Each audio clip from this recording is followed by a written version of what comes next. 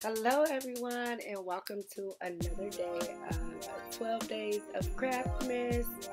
So, as you guys can see, it is cold and it's snowing outside. So, I'm going to be making a mug today, of course, with the Mickey Mouse little Santa hat on top, using the same design, Merry Christmas design that I used for the mat. So, this will be perfect to put in some hot chocolate.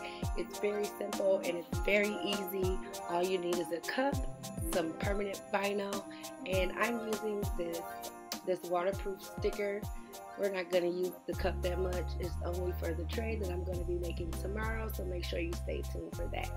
Alright, so let me get to making this mug.